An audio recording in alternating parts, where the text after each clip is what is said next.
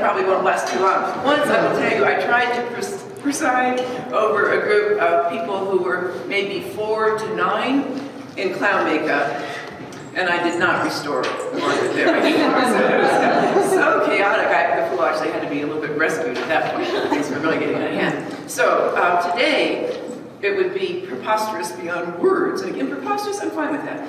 By the way, this is the first time I've been out in full regalia, and full regalia! Really nice when I jump up and down. I jingle. This is really good. That doesn't happen in ordinary life to me, but maybe it happens to you, I don't know. So, okay, so we are going to get going. The whole notion of this event is that we are saying, you know, the habits we have fallen into in communicating and thinking about climate change, not a lot. There's seats here. So, what have you done to yourself? But did you dress up for us? Did you put that together? So please join us here. So, okay, so the plan here, and there is a plan. There's a plan here. We're going to have brief but really unforgettable presentations from these 4 characters, including myself. And then we will have another round of 4 characters. Is that right? We just go directly to the next 4 characters. And then we have a conversation among all these characters. And I think you can chime in and say, yeah, what on earth? You can say whatever you want to say about what possessed you all to do this, you can do that, whatever you'd like. We have a conversation among the characters. Except you're not talking to the 4 professors. You're talking to the characters in that first round. Then we go out of character, though I'm a little bit stuck. Maybe others too, but well, in fact, anybody who knows me knows that this is who I am. So you're not going to say, "What are you doing, looking so silly?" You're just going, "Okay, more honest. You're more honesty. We like that guy." So we get that. So then we will go out of our group discussion in character, and then we will be our named selves, but we're not naming those selves just yet. So everybody's set. So the last part will be a discussion among that's hard for me to say the real selves, because these look really real to me here. So, okay, in fact, they are the real selves. The alternative real selves, or the compliant, cooperative real selves that lend their life force to these other characters. I guess that's what we'll have to talk. Boy, this is fun. Boy, hi. So, we are going to begin. We will have a sequence of what we will have here is we'll have Mother Nature. And then we will have, what's after that? Then we'll have Clytemnestra. That will be quite a change in mood, possibly. But that's good. You ready for that? Quick gear shifts and mood. Everybody ready? Yeah. You want to put in the lunch or just stuff? Okay, good.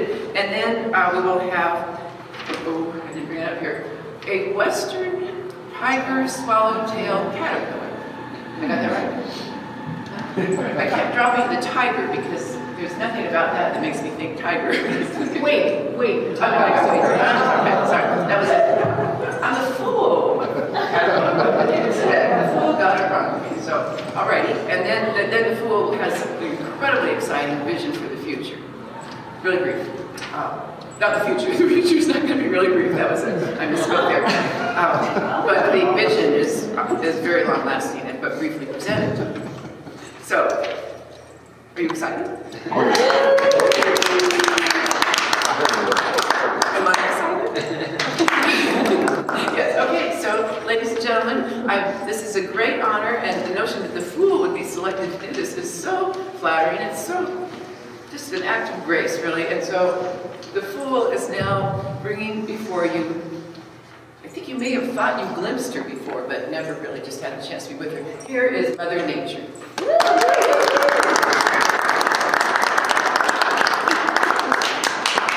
Good morning. Good morning. Isn't it a beautiful day? Yes. You're welcome.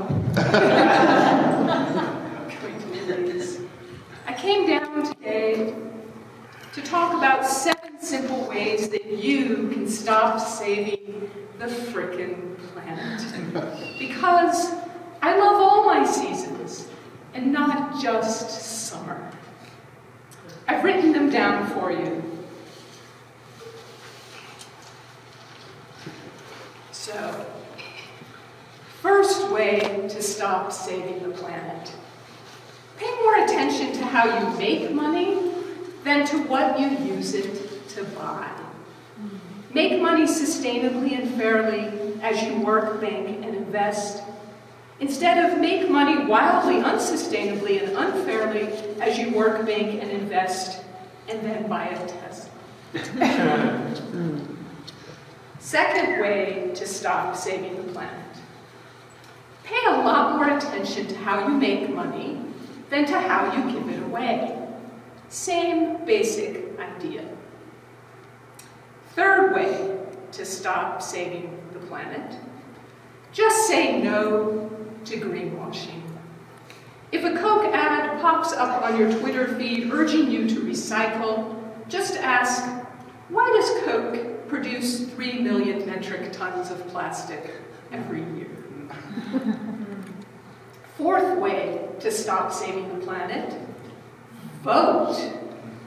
Vote. Vote. Just please vote. I'm begging you, just vote. Okay? Fifth way to stop saving the planet. Just say no to solutions that only treat the symptoms of huge systemic problems and then ignore or actively perpetuate the root causes. Here's an example. Ordering most of your dinners online to save time. Sure, you'll save a little time tonight, but why on earth don't you have 40 minutes to make dinner, go to a store, or do anything else? And why do we put up with 12-hour workdays, long commutes, poor public transit, lack of affordable childcare, and 7 days vacation in a year? Insist on big solutions, because yes, ignoring the root causes of big problems is a great American tradition. Woo! Sixth way to stop saving the planet. Tell a frickin' joke. Tell a joke. Tell a joke. I'm begging you, just tell a joke. Here's one I like. The Onion reported on a new Prius. It's the most environment-friendly ever because it kills you when you get in. It drives a spike through your heart, and then it turns you into compost. There's a family version for you and your partner and your 3 kids. Use your imagination.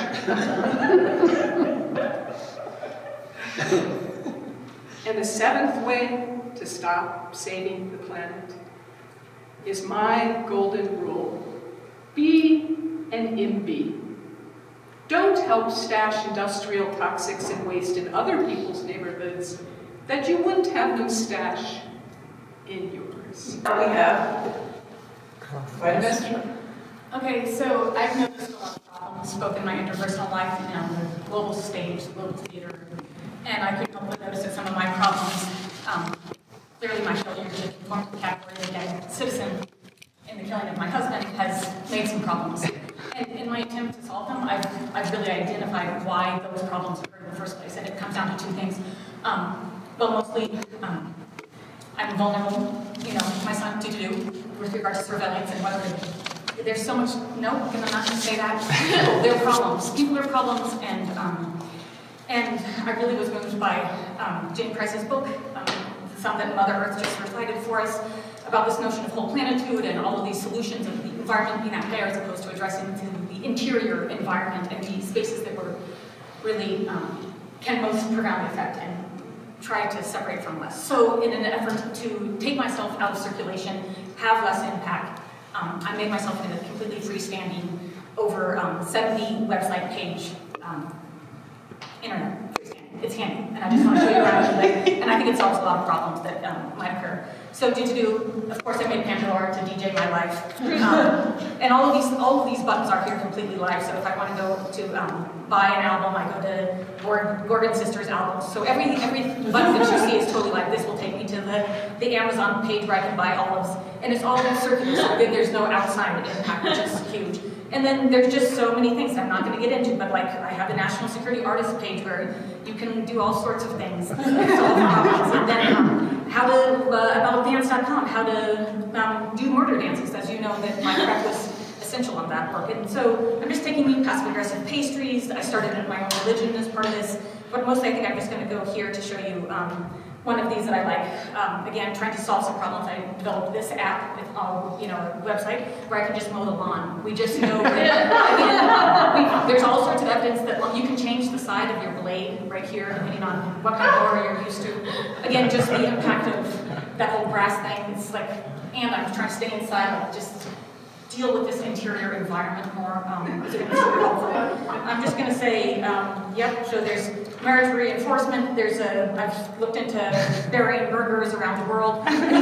This is all self-referential, I don't have to engage anything. And I've also done a lot of work with burgers and torture. Again, the idea is just that, click here for craft, is, again, we already know the impact of beef to do on the climate and everything like that. And I'm like, part of the problem with burger consumption is people don't have very many original ideas of what to do with them. You make it or you buy them and you eat it. And I'm saying, hey, maybe there's another way. And also, I would say that if you can, we can skip the torture section, I'll just go there quickly. You can meet a lot of your emotional needs interior. Like again, if I'm trying to stay out of the loop, safety first, the burgers definitely take the edge off with that. And also, I gotta say, a lot of these are burgers that are beef-based, but I gradually have been working with veggie burgers, and ultimately, as a dancer, my intention is to just go to boom, gestures that represent burgers. Super environmental, and super solid stuff that I just mentioned that. Sure, I'm grieving a lot. I grieve a lot about a lot of things in my personal life and about the climate crisis and a number of things. And so, of course, I made a lamentation dances with tubes. Martha Graham made his contribution, of course, for the grieving process, for the lamenting. But sometimes, I'm not going to explain how I order things, but everything is, I have these pillars that have everything I need, and I just use it over and over, and I don't have to buy anything, and I have a catapult where I can shoot it from one room to the other. It kind of simulates that UPS feeling. But then if I can't find the tubes to do, I've set the whole lamentation dances without tubes, but we're not going to take any time there. To do Harris interpersonal drones, I'm making suggestions about how you can hide in art. A lot of artists have done it, and this is just a little example. I don't think we'll even take time to look at the next one, even though well, anyways, this is hiding in Andrew Wyeth's, again, the idea of the, if I'm being surveilled, to present dance or art as non-threatening. I think this is a but it does mean that I have to live in a blue box to really control that environment completely. So maybe I'm just going to show you hyperventilation, making TED Talks. People watch them a lot, but I find that people actually already know what they want to hear. You should just say it to yourself. But if you can the floor, we're not going to listen to it. But again, just keep it interior. You know what you want to hear. That's what's the problem with the internet. It's just so disingenuous in that. I said, let's take this logic all the way home. Let's see. I want to say, well, I don't know. I feel like there was something I really wanted to show you, but maybe I'm going to let it go. And maybe I'm just going to do this thing where there's pharmaceutical art, but I'm not going to talk about that. But just that I do miss it. And so I just made some really small and put in some gel caps, engaged. But then I'm just going to show you some things here, which is I built into my system because sometimes, again, living alone, less carbon footprint for sure. But I do feel a little unchecked, so I put in this personality control. I can do super ego id, and then I can do it based on ethnographic standards, the different epithets of social appropriateness. That's built in, and also I have drives on I add this to the settings to do sex, death. You can increase them and decrease them as needed. Again, these are things that you can do that you can't do otherwise. Also, this idea of I do miss talking to people. I do. So I built a Skype system where I can choose who I talk to and the source text. So I thought about making Skype talks. I'm like, well, this is going to be a real problem because how am I going to write everything? I just remixed the Iliad, but I haven't set up here that you can remix any number of these important simple texts and then choose.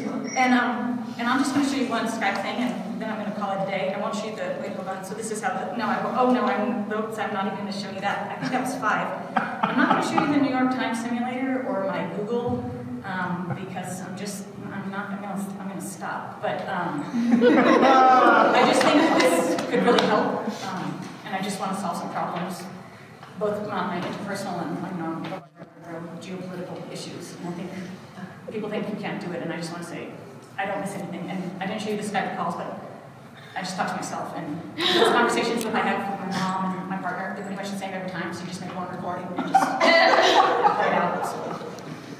I'd love to have a little help because I don't actually have enough legs to be a caterpillar.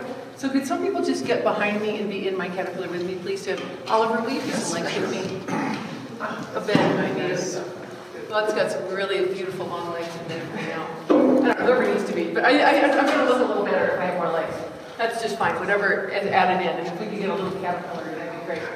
So I am wearing a costume of a Western tiger swallowtail. I made this costume.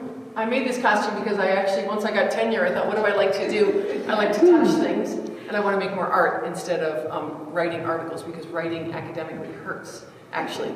So if Patty Limerick says jump, I say how high, so that's why I'm here. I also feel like she said this was for April Fool's Day, so I did not try to logically create anything for today. I trusted what rose unbidden from my heart in terms of what I wanted to present to you. And what came to me was that I wanted to investigate this idea of the Western tiger swallowtail caterpillar, which I find really beautiful. And this is correct in the way that it is done. It is, accurate. I am not being a caterpillar because I don't want to presume that I am one. I am an organism, and I am throughout time, humans have impersonated animals. And when we look back into the ancient forms of many cultures, they do this to assert their unity as a part of the natural world. And that is a big part of the work that I'm doing now. And a lot of it manifests itself through costumes. I also want to just note and honor that this is not a neutral space for me. My husband of 30 years was the technical director of this building for 40 years, and he died on November 19th. And with that, I want to ask all of you to help me write a collective poem using the words that are over here. And I'd like us to tell a story of the current story of our climate crisis. I ask you to use the words that I've provided to you and bring them together. Do not worry about making sense. It's April Fool's Day. Don't try to make sense. Trust what rises unbidden from your heart. Everyone rise, please. Come with me. You are relieved from being part of me. Thank you. Come on. I will just be a cat now. Thank you. And if everyone can come over and just, if you would please, respond to the words you're being given. Find clusters. This is called a choreo poem. I'm going to ask you don't have much time. Just find words, bring them together, and you are telling the current story of our climate crisis now. Are we putting them somewhere? You're putting them anywhere that they cluster. Oh, any cluster? Yeah, this is called a choreo poem. There's choreography to it. You're all getting down, in, on, around. If you have one that's anywhere. And also, might I add, this is a silent exercise. You do this just trusting what rises unbidden from your heart. If words come together, if one person did something, you can change it. You can join in. You're dancing together. Any emergence. It's perfect. Put it down somewhere. Add it to the mix. Add it to, someone else may add to it. You put it on the ground, and cluster it around. Whatever arises. Yes, please. So that is good.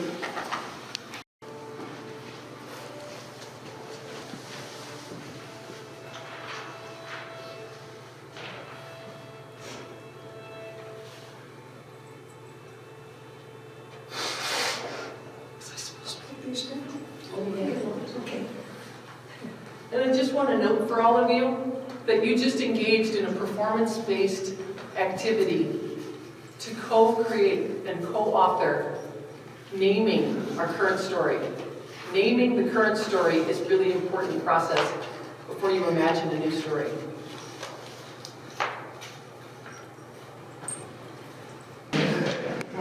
Okay, ladies and gentlemen,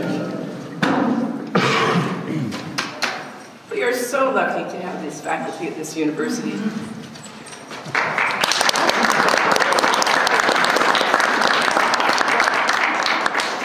Great luck. So this is April Fool's Day.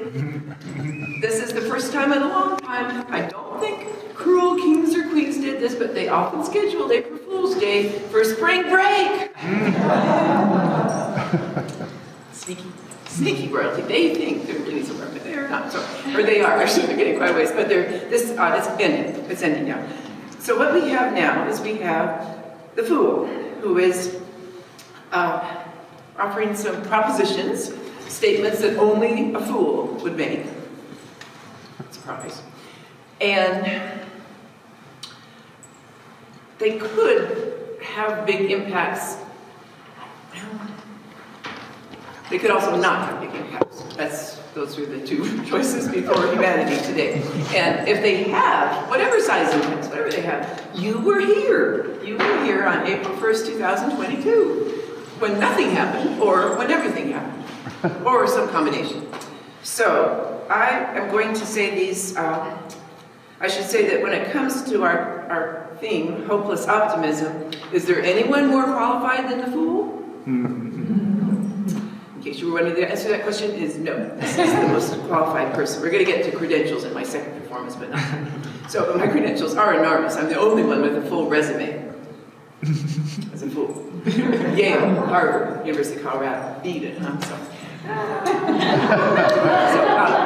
Vanity is the property of the fool sometimes. I just will tell you that.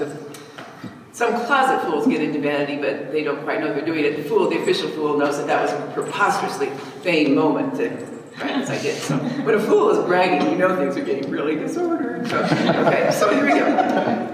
There are 4 fool's proclamations, propositions that only the fool would make. The first one is that old cliche, it is always darkest before the dawn. That's true. The fool has verified that. Lots of field work, experimentation. And it's pretty dark right now. I won't list. Just take a couple seconds yourselves to go through that. Go through the whole list. Pretty dark. Darkest before the dawn, it's about to get really bright. It's about to get really bright. That's coming up pretty soon. Only a fool would say that. Darkest before the dawn.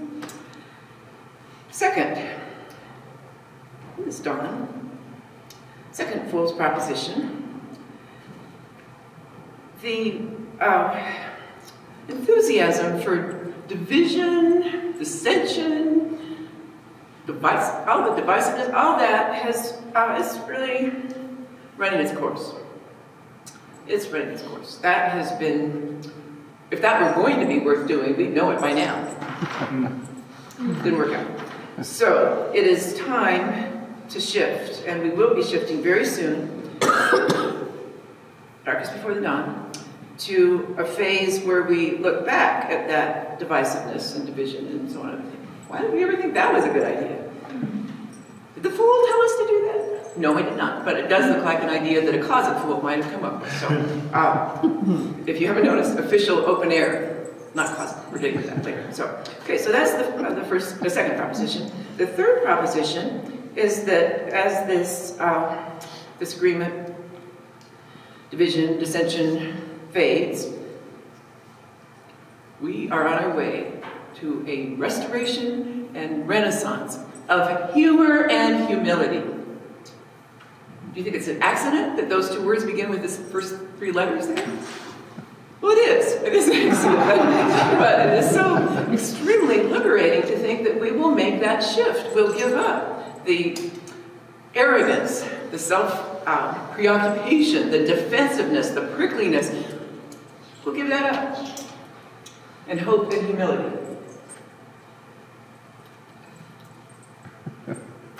I did the vanity thing, but everyone laughed. So I was just like, here I am representing hope and humility. So that is the third proposition. We are on our way to that. The fourth proposition is getting pretty hopeful.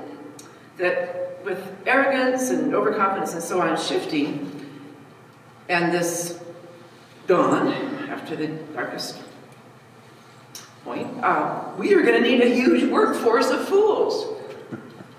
I'm very energetic, but this is a lot to ask.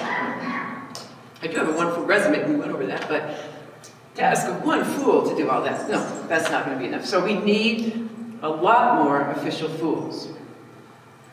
Enormous expansion in that workforce. Workforce training is very big these days. You probably heard that, it's pretty big. So that's what we need, is workforce training of fools. And some of you are probably already catching this. It's going to be really easy. Really easy. Okay, so we'll just test this little audience here. Is there anyone here who has never, ever felt like a fool?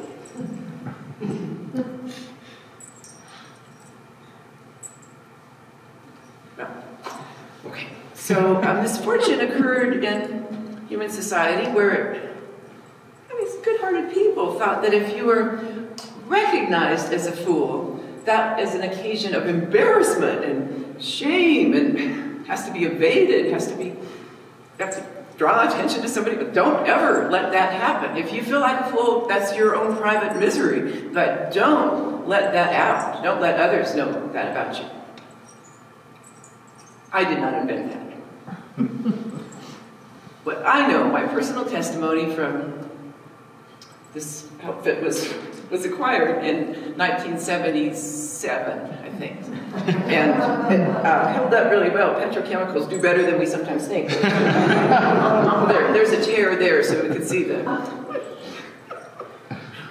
In another life, I play an historian, so seeing this chair is kind of okay, this is authenticating. So I learned, I think it was 1977 when I first entirely came out as a fool, and I know what other people gather today, the people who think that concealing those moments when you feel like a fool, that is somehow in your interest.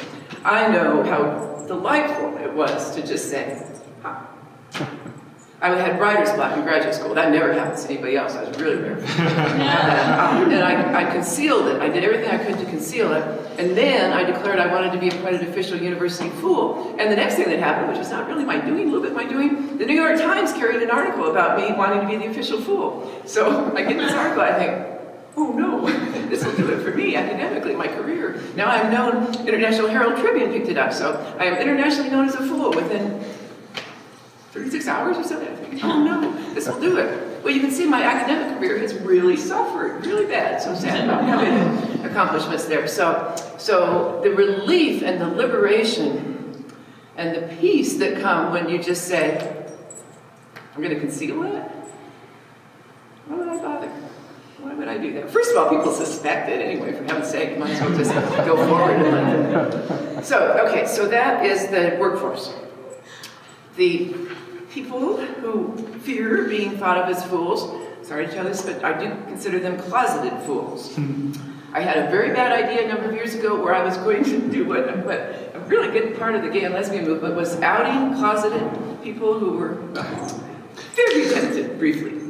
A couple of days. I'm going to out the fools, the closet fools, and some of them are quite prominent. So that was, there may still be a need for that, I don't know, but it's not my particular, it's got a sharp edge to it that I don't really do so much. So I do it, yeah, I do sometimes, but I would not do it here. And besides that, where would I begin if I were going to do that? So this is voluntary.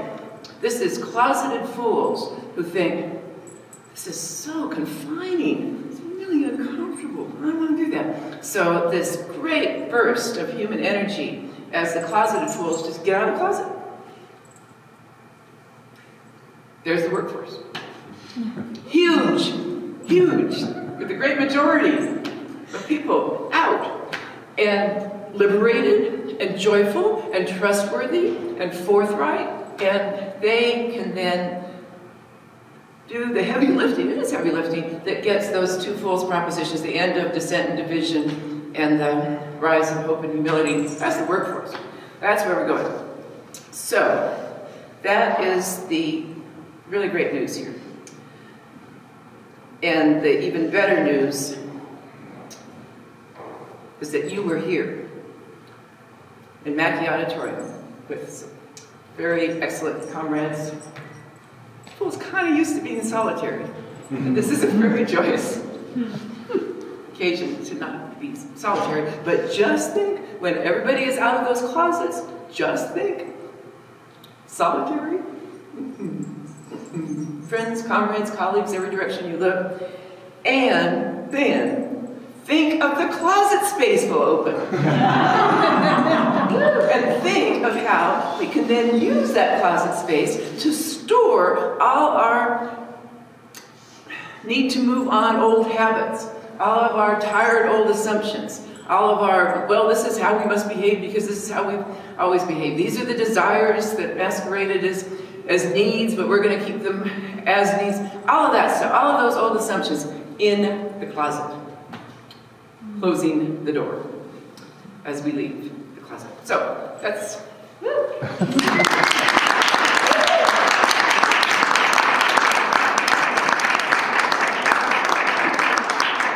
Now, second round of characters.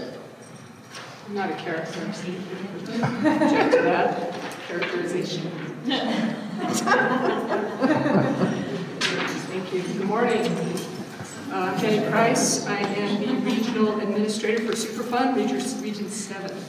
And I'm here to talk to you today. We're very, very fortunate to have our Chief Administrator of the EPA, Environment Plus People Agency, Valerie Albecker, with us today. If you want to just say hi, Administrator Albecker. Yeah, that's okay. Yeah, and currently not prepared for that. And she's asked me to walk you through the Superfund program, which I know everyone has heard of, but you might not know a lot of the details. So what is Superfund? Superfund measures, documents, and promotes a substantial everyday fund facilitated by the widespread production of toxic industrial products and by the disposal and remediation of ultra-toxic chemical and nuclear wastes. You guys know that, but what you might not know is that it was established, Congress, in 1976, when Congress passed the CERC Act, Co-Production of Industry and Recreation from Contaminated Environments. And we are responsible for thousands of sites across the country. Superfund has 4 basic goals, and they are to protect our economy. We want to be sure that our ultra-toxic industries can maximize fun while they're maximizing private profits and endless growth. We want to support responsible parties, very important, by subsidizing the ultra-toxic industries that maximize fun by maximizing profits and growth. We, of course, want to involve local communities, make sure that people who live near the Superfund sites can also have fun, too. And we want to keep it fun. We want to clean up these not only by cleaning up these ultra-toxic sites, but also by monitoring the toxicity in perpetuity for the enjoyment of all future generations. And we do mean all future generations. Okay, now here at Superfund, we like to measure. We really, really like to measure. So the heart of our program is the How Fun ranking system, the HFRS. This is an algorithm, it's a structured analysis that takes into account 5 fun factors. Use fun, which is the fun you can have by using the toxic products that a Superfund site produces. For example, a site that manufactures BPAs or forever chemicals to use in baby rattles, pizza boxes, Spider-Man costumes, etc., earns a high HFRS_01 use score, while a site that processes military-grade uranium will earn a moderate score, not a low score, but a moderate score, as the nuclear bombs, while less fun to use directly, inspire Bond films and a great many video games. Then we have capital fun, the fun you can have by enjoying the wealth that a Superfund site generates as people transport, market, sell, use, etc., and dispose of the toxic industrial products. And I won't do this for all of them, but this one's important. A site that Exxon, for example, owns and or abandons will enjoy a high capital fund score as a raft of executives and shareholders spend their profits on private jets, beach houses, and luxury vacations, while a small family-owned dump that holds illegal radioactive waste will score far lower, as the owners buy less stuff, take vacations more rarely, and always fly basic economy. And then just quickly, we also have nearby fun, which is the fun that you can enjoy within a half-mile of a Superfund site. This includes a walkability to fun score, very important. We have remedial fun. Oh, and it's also important to note that those who enjoy the most nearby fun, we have found in our calculations, often enjoy the least capital fun. Remedial fun is the good, cleanish on-site fun you can have on a cleaned-up Superfund site.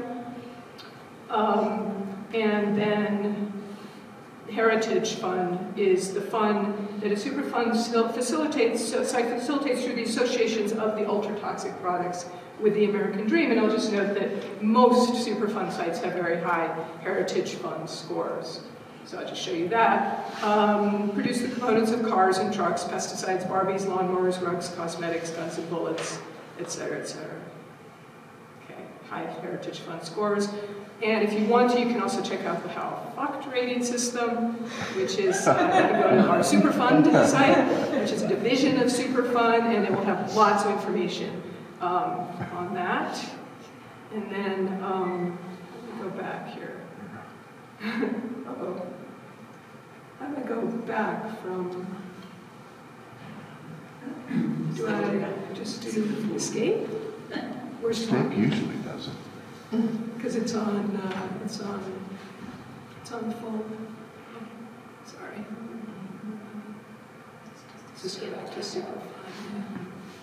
This is sort of fun. Back here? Yeah, just go back to the super fun site. There we go. Okay, thank you.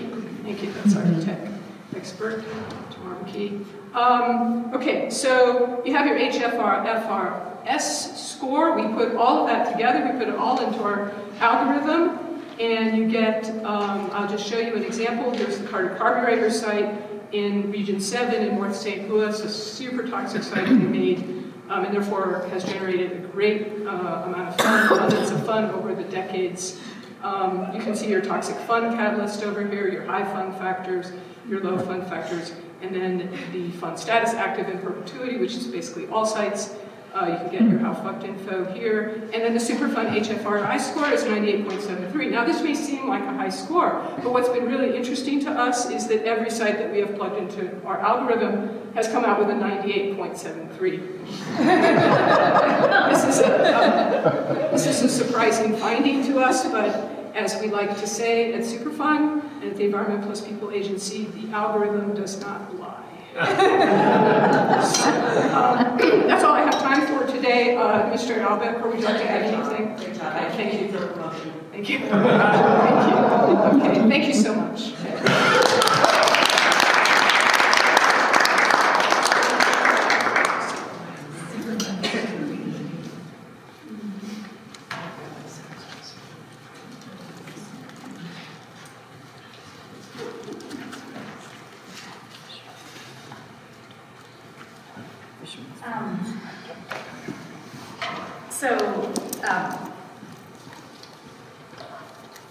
I feel like there's been a lack of motivation on a number of levels for people to really take, the environment and conservation and species extinction seriously.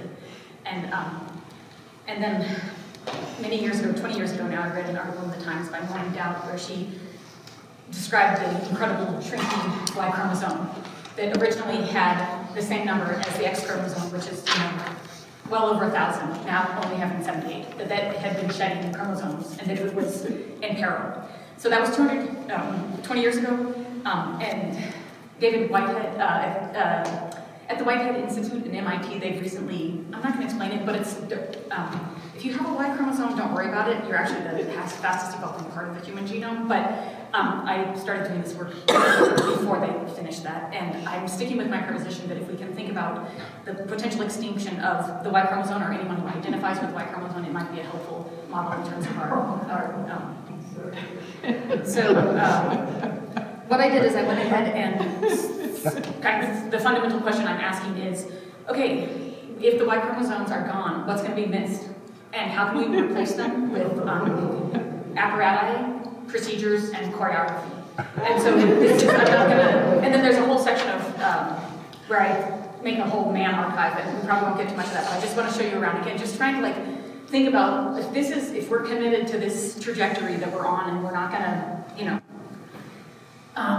that maybe we should just start building in species replacement mechanisms that could be handy. So I'm just going to show you a few of the apparatus. Some of them are just so simple, a deforester, maybe we'll need one of those, or maybe we'll need a male gaze simulator. And again, you might be thinking, you don't want that, you never liked it, but I think maybe it'll be missed. And this one is motion, it tracks my motion. And of course, I made this before the whatever. There's things, but and again, some of these are so pathetic and cliche, but when I asked people, and I interviewed quite a number of people, the toilet seat being left open was terrible. This one is super simple, and again, some of these things take the pressure off your relationships now, not just in the inevitability. And again, this works on the micro and on the macro. So the species, but also that person kind of died. So you can just still take those photos, and you can just pick the man, add a man, super simple. And so that's some of those categories. Under procedures, I do a lot with, there's a lot of procedures and we really don't have time for them, but I'll just say that these numbers are valid if you want to text a good dad or a bad dad. It's set up, those numbers are real, and you can get, good dad will really make you wait for an answer, but good dad's really supportive, again, is part of the thing. The man archive, I collect all sorts of things, one of them being man smells, and the procedure for that is very simple, just going door to door, knocking, explaining the situation with species extinction and the Y chromosome only having so little. Sometimes I get more shorts if I don't tell them about the most recent research saying it's fine, but regardless, I've collected quite a bunch. I did socks for a while, that really worked out for me. And, I also collect man hands, and I collect man dances, so here's a whole collection of man dances. Maybe back under apparatus, I'm going to switch over here really quick, and just in case anyone's interested, I did make this dental assisters replacement apparatus. Shop here for the emotionally absent man, shop here for the physically absent man, and just some of the products that are made, the flinger, again, the meld-based simulator, some of these, the torture kit, the heart thumb, those are all there if you wanted to do that. I think, so choreography again, I thought I'd make some token gestures thanking men for their evolutionary contributions, and so some of them are like really short, and like, I don't know how obvious it is that that's Joseph Smith, but they're all different. These are, again, so I made this whole archive of men and their, maybe I'll get a bigger one. That's another fact. So a man archive, man smells, man hands, but also man dances. And then I would never, and a lot of this research is based on the work of Alan Lomax, I think you know, a great anthropologist, but the idea of, I never want to just do the man dance without showing the original man dance right there, so I always try to have this idea that maybe at some point, we might get together and do some reenactments of man dances. And there's possibilities, there's a whole science section on here, right here, where we can like look at the implications of extinction and keystone species, and there's so many, I wonder, but I think there's a thing called, that I want to show you that, the biodiversity, where we can just look at some of these numbers, and this one is again just like trying to find new solutions. This is a picture taken off of the coast of, outside of Miami in the 1950s, and this was from 2015, and you can see just like already, like people are like, oh, Michelle, you're making a big deal out of nothing, and I'm like, no, I'm not, just think about the Atlantic cod, and like, you just look at these pictures and you're like, no, there's something happening, and I just have to say, you can see it, but there's Photoshop, which I think is really cool, where you can just kind of like make the size of the man different and have perspective, and I'm trying to solve some problems as I always do. So some apparatus, some procedures, I just thought I'd mention them, just trying to, if you don't care about some things, maybe you'll care about other things.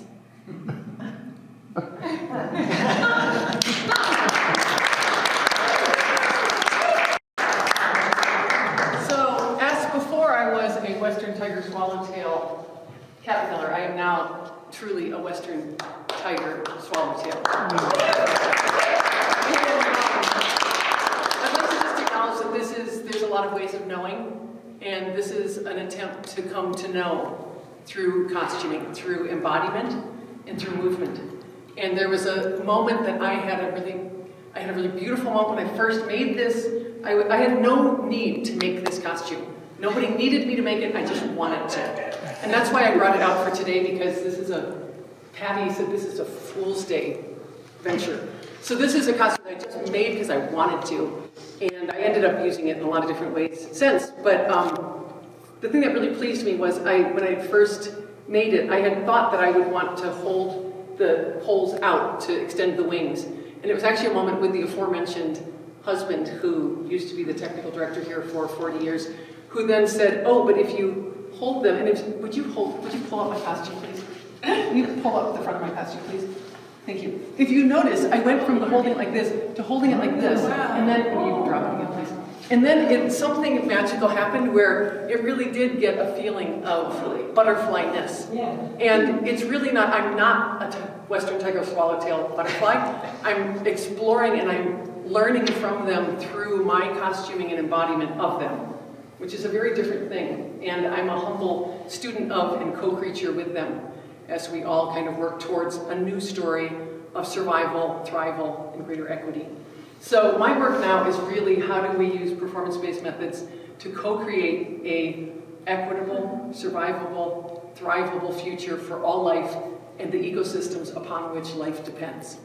And towards that end, I now want to say that I asked this representation of a Western tiger swallowtail and made of the exact same stuff as that worm that you saw. And there's very little that would let you know that that worm was going to become what I am right now. They don't resemble each other very much at all, but they are the same matter. And matter matters. And we're the same matter of the people that are going to be the solution to our climate crisis. And it might end up being unbelievable.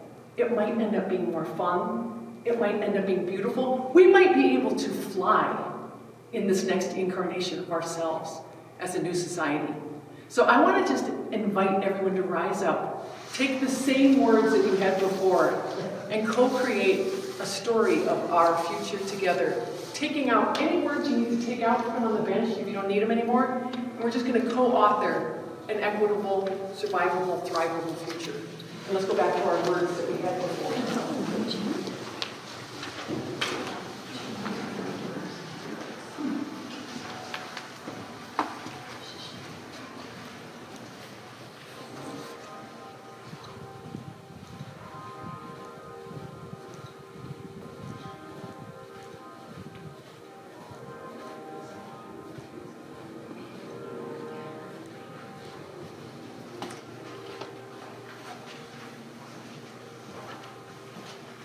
As you're doing this, I just want to suggest that it may not be a single white male hero who at the end of the 11th hour saves the day and changes the narrative. It might be all of us working together slowly, methodically, over time together, co-creating and co-authoring this new story.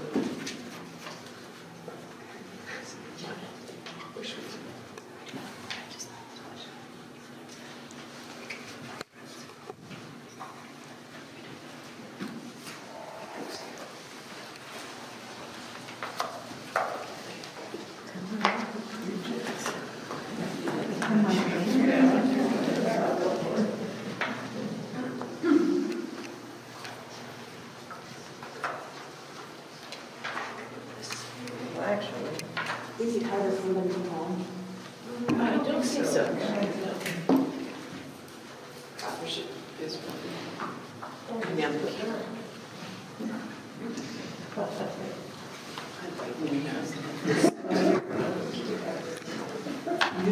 Very earnest.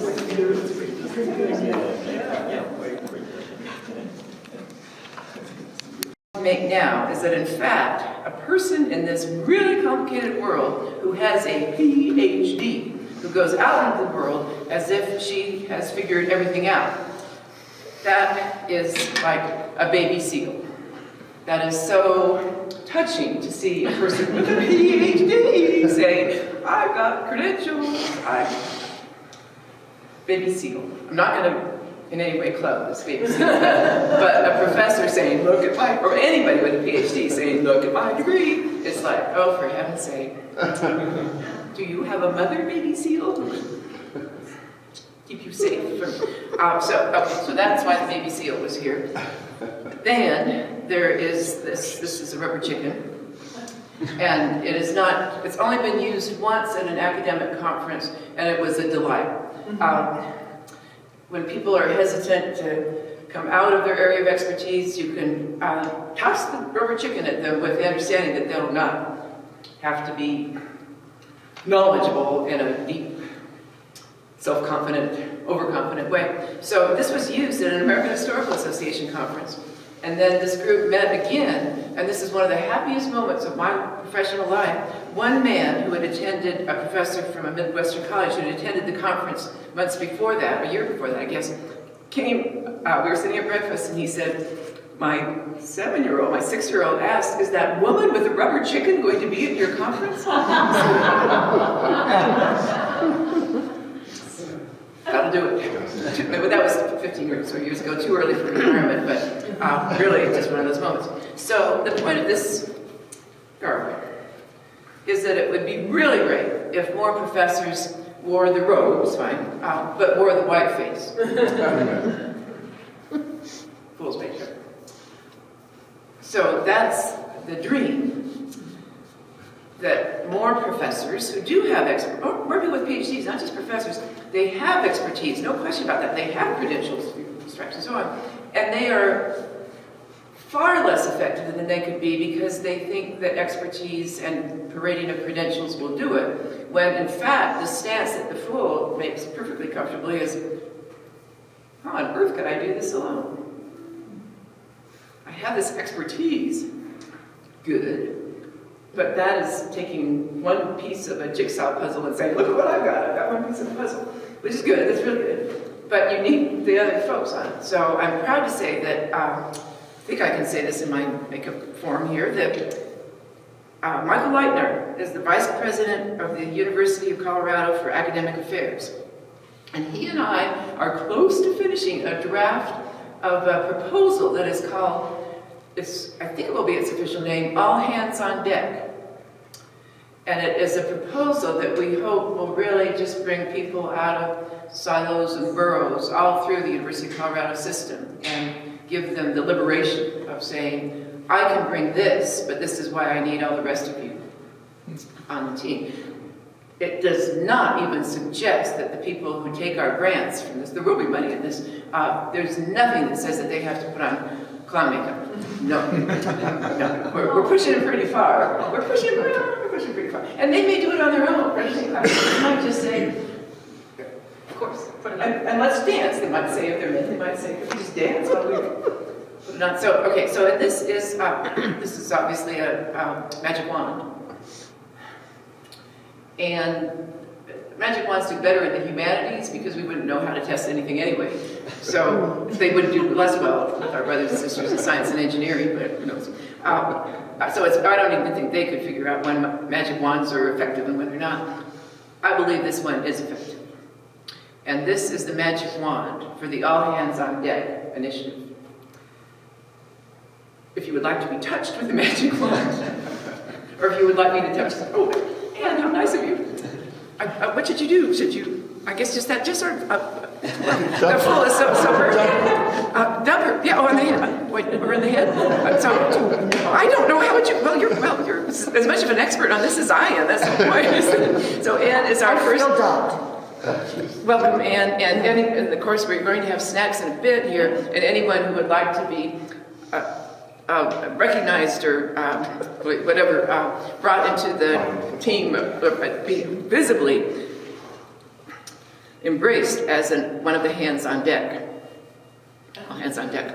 Oh, dear me, the husband wants that, and we can't really divide a couple things. So now we have two. Alrighty, so that's the fool's concluding remarks. This is a trend. Robes, degrees, and the humility and humor that the clown makeup conveys. We're just going to have a little moment here. Does anyone want to be just? I think I can just be us now. I'm easy either way. It's the same person. Okay. I really don't have a lot of variation in my. Well, okay. So. I do have the cold cream upstairs to take this off. Okay. Well, I'll keep them. I'll feature the degrees or something.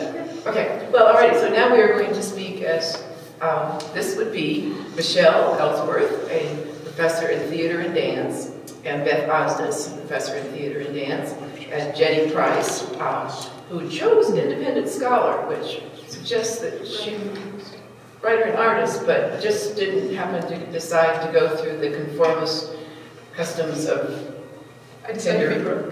She decided to be broke. She decided to be less blah. But anyways, very accomplished person who has the PhD and so on, but has chosen a very innovative and creative group. Not that these folks haven't gotten good, creative and innovative themselves, but so that was pretty much more than I dreamed of.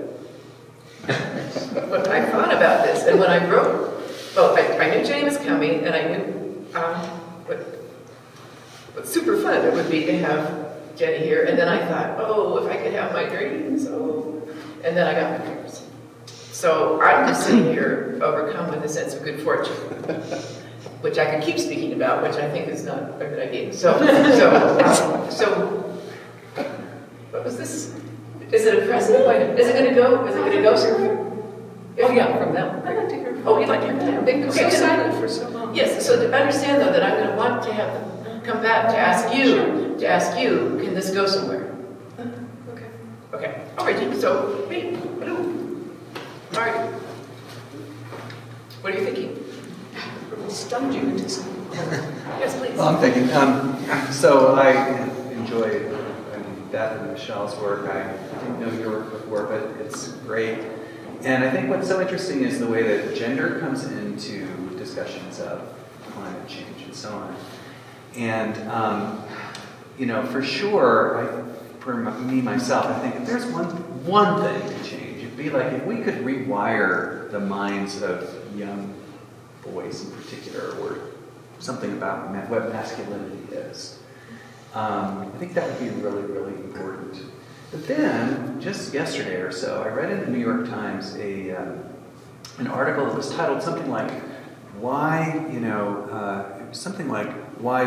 Republican women vote the way they do and why, Democratic men vote the way they do. And they were actually saying that gender was less important than some sort of orientation called like authoritarian orientation or a non-authoritarian orientation.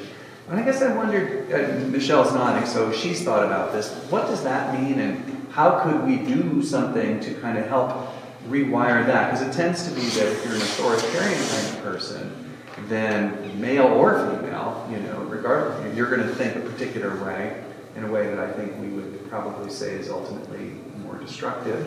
But anyway, just throw that out there. How does authoritarianism relate to this? And maybe for audibility purposes, if someone wants to restate. Oh, I'm sorry. That's okay. Yeah, feel free to come, if you want to move in closer to hear better, please move your chairs in. Maybe we'll speak up too. I think Oliver is asking about the authoritarian impulse and how it can be unhelpful to change systems. And I think that, again, I don't ever really perform. I haven't for a really long time. And in the sense that I really strongly identify with Clytemnestra, like it's not a joke. Like, I feel like I understand that girlfriend of mine, and so I'm going to go to the Greeks to answer this question. And I've been another thread in my research is a critique of language in general. And when we look at the invention of the alphabet and its implications on the dominance of the left brain versus, you can divide it up in so many ways, but a lot of people identify the alphabet and its popularization with the demise of the goddess and marginalization of some of those core values. So we can talk about Hestia getting kicked out and Dionysus taking her place at the table and all of those things. And so I think about that a lot in relationship to language and how it functions in terms of naming. And and again, Clytemnestra also as a dancer, I think central to that is just to bring the experience back to the body. That when the Greeks borrowed those rogue symbols from the Phoenicians and got the vowels to set up the meter to keep track of their poetic work, there is that moment, as Brian Miller describes, where the word becomes separate from the body, and those written down laws and the ability to punish the individual and the individuation and all of the repercussions that are tied to patriarchy and authoritarianism got a lot of momentum. And so I think mine is, as a dancer, is just how central being in the body and listen together. I do want to come in on this because the last 2 or 3 years, as some people in the room have heard me speak of quite a bit, I guess I would like to say there's a lot more flexibility in the system than it might seem. Because the people, so I am, this is a title that I like very much, and saying that clown makeup is not totally what I want to do, but I am the campus partner for academic affairs for the Veteran and Military Affairs Office on campus. And that has given me the company of young veterans. And of all the people who you would think might be, oh boy, rigid hierarchy and submission to that, I have never been in the company of more creative, innovative, boy, speaking of humor, lordy. So my language is degenerated a little bit from the colorful words that they use, but I am just, and I do have 3 or 4 women veterans in that group as well, but good heavens, the originality and the, I think because for an enlisted man, or enlisted woman, you really do need to have a very active mind where this thing from time to time, oh God, oh for heaven's sake, what are they telling us to do now? And so I think I think those parts of the soul were really quite exercised. And so I would just say that if somebody had told me 20 or 30 years ago, you are going to find the best collaborator of your life in a retired Navy SEAL, who's the director of this program, and you're going to find, I mean, many other student populations have been the equals of these folks, but you're just going to be most reliably in the company of people who are saying, why don't we try this?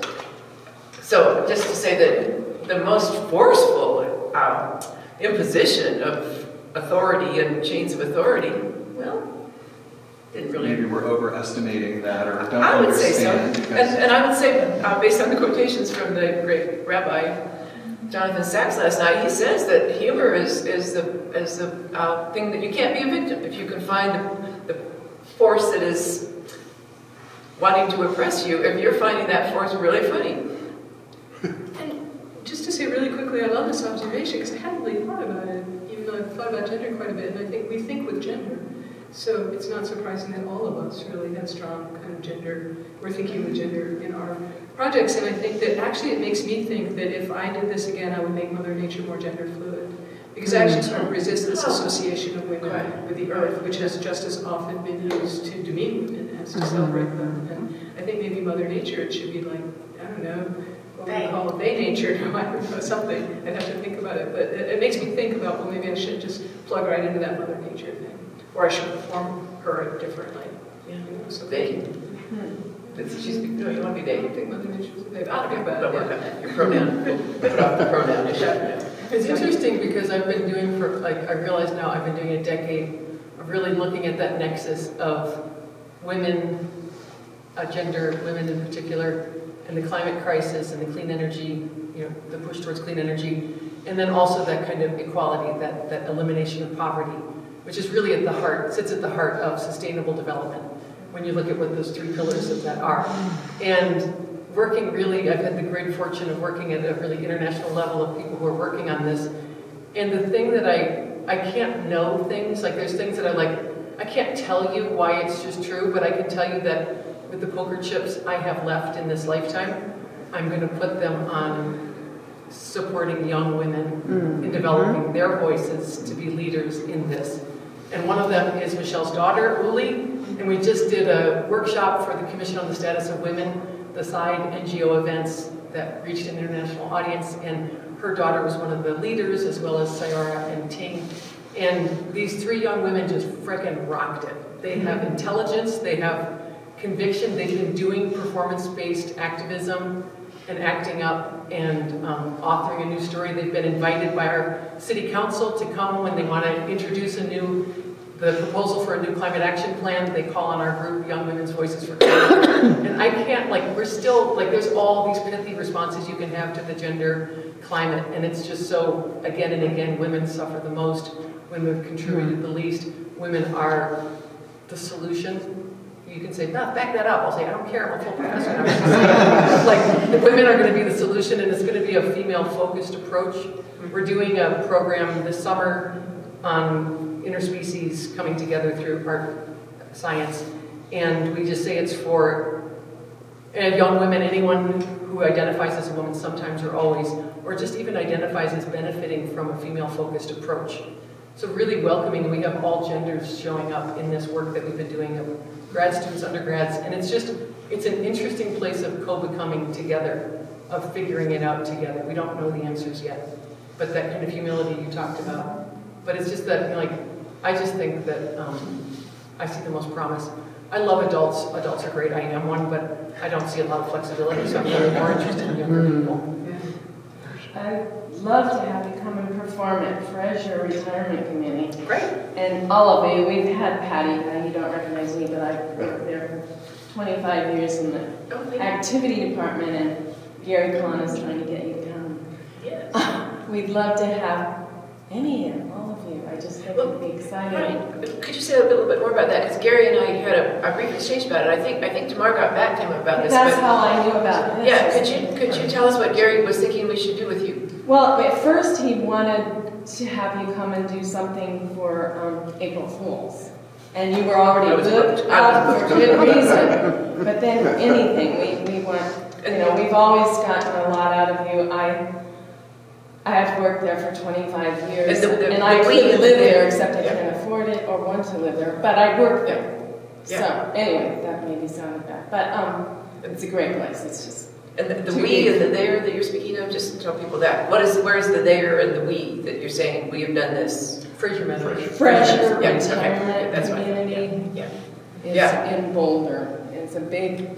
Well, for community. It's a great intergenerational stuff, place. it's ideal. Yeah. For other people. I mean, I work there, but. Right. Well, that's what I do recall. Hi. Anyway, I just want to put that plug in, and I would love to have your daughter and all that performing in any of you. We could do a Rotary program. Yeah, yeah. So, anyway. Well, thank you. Thank you so much for doing. I have a question. So yesterday I happened to read a grant proposal from somebody here at CU who was talking about using augmented reality and virtual reality to help people understand the climate crisis. And they gave the example of apparently on Snapchat last year, a lot of people were able to have an augmented reality experience of washing a penguin that had been affected by oil in their kitchen sink. And so hundreds of thousands of people had this experience.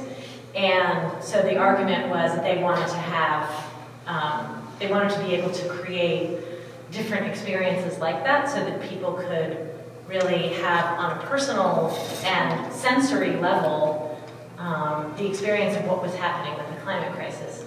And so I was delighted to see Beth in her butterfly, embodying the butterfly, because on the one hand I was like, I appreciate this thought of giving people I believe in experiential education, that can be incredibly powerful. And in my own practice, it's all about the hands and making things. I teach in the art department. And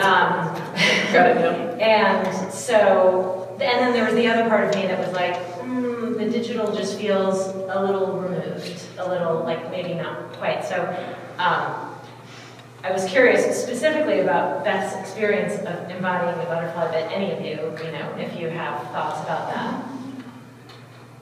I think it can be effective. Like the World Bank has a thing around sustainable fashion where they take you through. You use the augmented reality, and you go through a Bangladesh garment factory, and your feet are actually in water while you're doing it, so that you're seeing this factory and you're seeing the conditions under which people are working, and the creation of garments, and then you're seeing the amount of water. So that's an application of it that I've seen in the climate crisis on a very specific issue that seemed to be pretty effective, that a friend of mine, Max Elkins, had done. Other than that, I almost think I should pass it over to Michelle, who is our expert more in these realms. I think the technology's fascinating, and I think language, the alphabet is a technology, so like all of this stuff with AI or VR or AR, it's just on a continuum, and that we have to keep looking back to those original technologies, like language, and I think the thing about, so I'm with Beth, that both are super valid. I don't have an issue with it. I did just make a project called Real Fake VR, where I made 11 VR headsets that were made of wood and paper, because my biggest objection to being in VR is that you're in it and you're having this experience and your body is, you're decapitated. And what are the implications of that? And so I think the technology has a really long way to go to the body. And again, this is one of those things where I'm just like, they should have had a dancer at that table at those early R&D conversations. And so yes, and I'm suspicious, but no more suspicious than any of the other technologies that are coming along, and hopeful. Like I'm snarky, and I'm like, yeah, let's see what this thing is. So not inherently against it, but I know what you mean. It not being the same as this, but a gateway. Everyone had, like, in some of our students and many in the planet, that's the way of hearing now. And then finding the content for those, finding the content is, I guess, what I'm interested in there. Can I just be a little bit crankier, I'll be the cranky one, and say, I actually love this example, that your friend did that's really interesting, but I would say, is this going to really be our default? Shouldn't our default be like, go outside? That's, if you want to know what climate change is happening, it's not that hard, right? Go to Commerce City, go outside, read the newspaper about the fires, And I feel like maybe the default should be to actually get people to engage with the world that they live in, because I feel like we have this dramatic absence of ecological literacy. I'm just sounding a little old-fashioned here, but I think that's true. I mean, how many people could identify the tree in their backyard?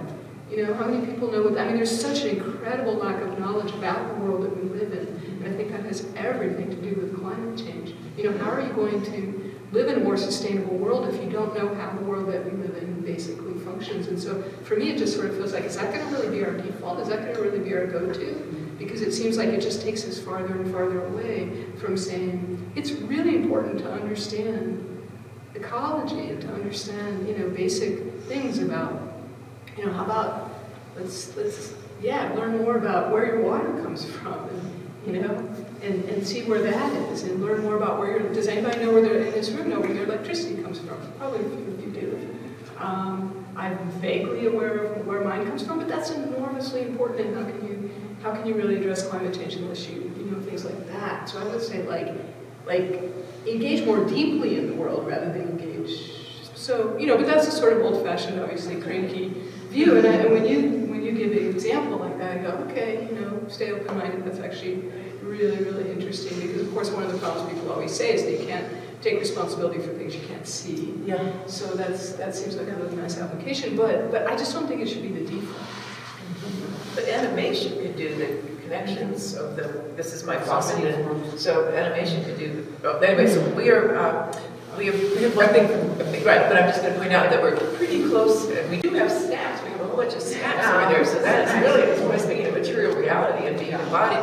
I want to quickly say that anyone who is free at 5:30, if you go to the Kogel building, we are having a forum with Jenny about her book, and my co-moderator, great privilege for me, my co-moderator is Matthew Rivera, who is a student veteran who was 13 years in the Marine Corps, 3 deployments in Iraq and 1 in Afghanistan, and he will be my moderator for that, and he is so psyched to hang out with you, so that is going to be very cool. And we now, so we have some handouts on that. So we have 1 or 2 more questions, is that right? And then everyone please stay and revise your, well, don't revise your book, revise your book if you like, but stand and hang out with us. So who has the question? Okay. It wasn't so much a question as an observation, and I'm going to let it go. Well, no, go ahead. Now we don't want to hear. Okay. You've been the Magic Wand. You need to speak.